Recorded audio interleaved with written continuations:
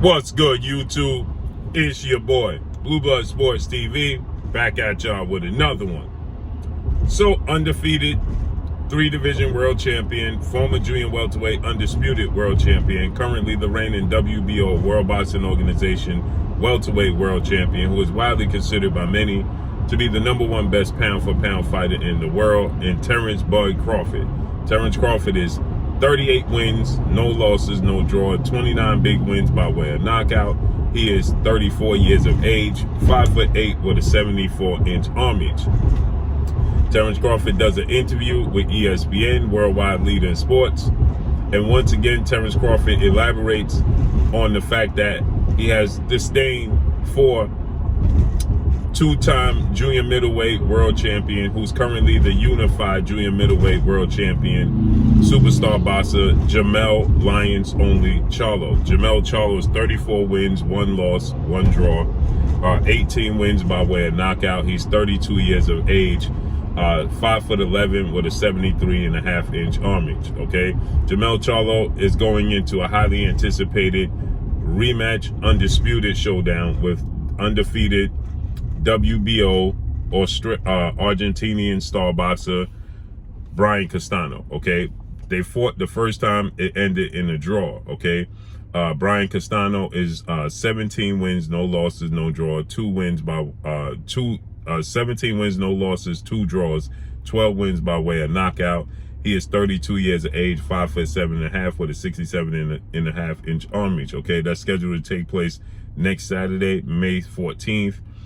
In Los Angeles, California. Okay, first fight, it was a lot of controversy. Some people felt like Brian Castano won the fight. Some people thought Jermell Charlo won the fight. Nonetheless, the fight ended in a draw, and we're gonna get undisputed rematch. Okay, and we'll be crowned a 7th undisputed champion in the history of the sport of boxing. There's currently 6 undisputed champions in the history of the sport of boxing. We have Bernard Hopkins at #1, and this is 6 undisputed champions that hold all 4 major sanction belts and the linealship. Okay, Ring Magazine. You have Bernard Hopkins at 1, Jermaine Taylor at 2, who beat Bernard Hopkins to become #2. At 3, you have Terence Crawford at junior welterweight. At 4, you have Alexander Usyk at cruiserweight. At 5, you have Josh Taylor at junior welterweight. And at 6, most recently, you have 4-division world champion Mexican superstar boxer Canelo Alvarez at number 6. Okay, so with that said, next Saturday, May 14th, you're going to have number 7. Okay, unless this fight miraculously ends in a draw again, you're going to get a decisive winner. And you'll have, the 7th undisputed champion in history of the sport of boxing. And then 3 weeks later, you'll get another, the 8th undisputed champion as lightweight undefeated WBC world champion superstar boxer Devin the Dream Haney will take on undefeated, newly crowned unified lightweight Australian star boxer George Kambosos Jr. for undisputed at lightweight. That's going to be June 4th in the States, June 5th in Australia. With that said, back to the topic at hand.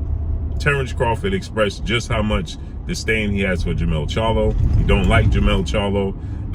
He says he's a cheerleader, Jermell Charlo is, for his biggest rival and undefeated, newly crowned 3-belt unified welterweight world champion superstar boxer, who is widely considered by many to be top 3 best pound-for-pound fighters in the world, and Earl the True Spence Jr., who is 28 wins, no losses, no draws, 22 big wins by way of knockout. He is 32 years of age, 5'9.5" with a 72-inch arm reach. With that said, he stated that he wants to dominate Jermell Charlo. Okay, he don't like Jermell Charlo. Now Jermell Charlo is, a huge objective in his career. Okay. And he wants to fight and beat Jermell Charlo. Okay, so obviously he stated before that he wants to fight and beat, Errol Spence, and then he wants to fight and beat Jermell Charlo. Well, now he reiterates and he goes even further. He says, I'm effing Jermell Charlo up. I can't wait to move up and dominate Jermell Charlo. And he just goes on, and he lets it be known that he just simply doesn't like Jermell Charlo. Okay, and so with that said, there's a lot of people that don't like Jermell Charlo and his identical twin brother in Jermell Charlo, who's the undefeated 2-division world champion, the reigning WBC middleweight world champion. People don't like Jermell and Jermell Charlo, okay? And so Terence Crawford, once again, he's letting it be known. Now, Terence Crawford expressed that he wanted to move up to 154. He did an interview in which 2-division world champion Puerto Rican superstar boxer Danny Swift Garcia was talking to Terence Crawford, and they both expressed that they want to move up to 154 junior middleweight division. They want to compete there, and so this is not that he's just wanting to move up to 154 solely for Jermell Charlo, but Jermell Charlo is his main objective, okay? We know that Errol Spence is a focal point in Terence Crawford. That makes for the biggest fight in the sport of boxing. It's the biggest fight in the sport of boxing, not just currently, but since 1981, okay? Since obviously we had the fight most recently with Floyd Mayweather and Manny Pacquiao. That's the most lucrative, the biggest fight in the sport of boxing as far as pay-per-view. It broke all the records, but the fight itself didn't live up to the billing, okay? The fight itself just didn't live up to the billing. The last time we had a fight of this magnitude that lived up to the billing was September 16th of 1981, when we had two legends, now icons, retired Hall of Fame superstars in Sugar Ray Leonard took on Thomas the Hitman Hearns at Undisputed Showdown. At that time, there was only 2 belts, okay? It was the WBA and the WBC, so it was for Undisputed bout, but there was only 2 belts, so it was for welterweight supremacy, okay? Now we have 2 legends, 2 icons in the making, in Terence Crawford and Errol Spence Jr. Obviously now their career has not been finished, it has not been settled, so we have yet to see, how it plays out and how it ends, okay? But as it stands right now, Terence Crawford is undisputed 3-division champion. He's a Hall of Famer. Errol Spence is unified 3-belt champion. He's beat a few Hall of Famers. He beat Mikey Garcia as the 4-division world champion, Mexican superstar boxer. He's going to be a Hall of Famer. Showtime Sean Porter, 2-time welterweight world champion. He's going to be a Hall of Famer. And I do believe that Danny Garcia is the 2-division world champion, and I believe he'll be in the Hall of Fame, okay? Now, Kell Brook, he may go down in the British Hall of Fame, okay? So with that said, he's beaten 3 Hall of Famers in his career, okay? And we have to see how the rest unfolds. His story still be written. As far as Terence Crawford and Errol Spence, again, that's the biggest fight in the sport of boxing. It's the fight that everybody wants to see and eager to see. Should he get past Errol Spence Jr., right? And does face, I favor Jermell Charlo. Obviously, Jermell Charlo has to get past Brian Castano.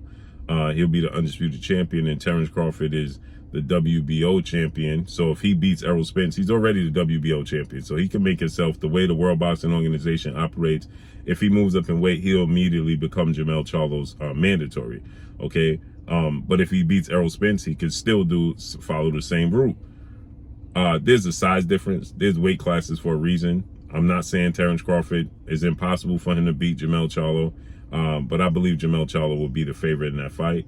Jermell Charlo, Errol Spence is big, he's strong, he's a southpaw, technically sound, fundamentally sound, very aggressive, and goes to the body very viciously, and he's bigger than Terence Crawford at 5'8" with a 70. Terence Crawford had extremely long arms, but not a big guy. Started his career at 130, 135. Jermell Charlo is even bigger than Errol Spence Jr. Okay, so many people that feel like Errol Spence going to win the fight against Terence Crawford is because of the physicality that Errol Spence brings to the table. Well, Jermell Charlo is even bigger than Errol Spence and stronger than Errol Spence. Okay, so very interesting. Terence Crawford, is versatile. He has range. He has very long arms. He has power in both hands. He's knocked out 10 of his last opponents. He switches from southpaw to orthodox. And again, I know people are not happy with this, but at the end of the day, Terence Crawford is not as effective as he once was in the orthodox stance. He's more dominant in the southpaw stance, clearly, okay? He's clearly better in the southpaw stance than he is in the orthodox stance, okay? So with that said, you know, is he going to be versatile enough and be 35 in September? You know, now he's still in the prime of his career. He stated he don't want to fight late in his 30s or in his early 40s. So he'll be 35 in September. So I believe that if he beats Errol Spence, he fights Jermell Charlo. If he beats Jermell Charlo, Terence Crawford is going to retire. But with that said, I believe it's a huge challenge. There's weight classes for a reason. It can be done, you know, but when you see great boxers, you know, they're not big guys like Floyd Mayweather, for example, that move up to 154. They don't have the most success.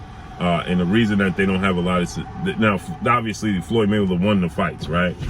So, you know, what I'm saying is they don't look dominant. Floyd Mayweather didn't look dominant at 154. Now, he fought Canelo Alvarez. He won the fight handily. I thought he won every single round. But just not as dominant, you know, of performances. His performance against Miguel Cotto, his performance against Oscar De La Hoya. Yes, he won those fights. And yes, he, you know, won every single round against Canelo Alvarez. It was his slickness. It was his ring IQ. It was his, you know, ability to box, ability to, you know, to make adjustments that saw him just dominate Canelo Alvarez, right? But he, you know, there was struggles with Miguel Cotto. There was struggles with Oscar De La Hoya at 154 because there's weight classes for a reason. Is Terence Crawford going to be able to handle the size and the physicality of a Jermell Charlo and just packing on that type of pounds, right? It's doable. Jermell Charlo's big. He's fundamentally sound, knockout power, can box, showed versatility. Big challenge. 50-50 fight. I'm sure Jermell Charlo will be the favorite in this fight. But Terence Crawford beating Errol Spence would speak volumes as well. So another thing is, in order for Terence Crawford to fight Jermell Charlo, he would need to have a 2-fight deal with the PBC, with the Premier Boxing Champions founder and advisor Al Heyman. Errol Spence is a PBC fighter and Jermell Charlo is a PBC fighter. So in order for Terence Crawford to fight Errol Spence and then fight Jermell Charlo, he would need to have signed a 2-fight deal. For those who said that, there is no 2-fight deal on the table for Terence Crawford. But that's all I got for y'all. Make sure you hit the like button. Drop a comment in the comment section. Let me know what y'all think. Y'all already know what it is. It's your boy Blue, Blue Blood Sports TV. Hate, like, comment, and subscribe. You haven't subscribed, hit the subscribe button. Hit the like button. Hit the bell icon to get all the new notification. Follow me on Instagram at Blue Blood Sports TV, all in one word. Y'all already know what it is. Shout out to the entire LDBC. Shout out to New Media. Shout out to Black Media Row. Make sure you like and share these videos. That's all I got for y'all. Peace.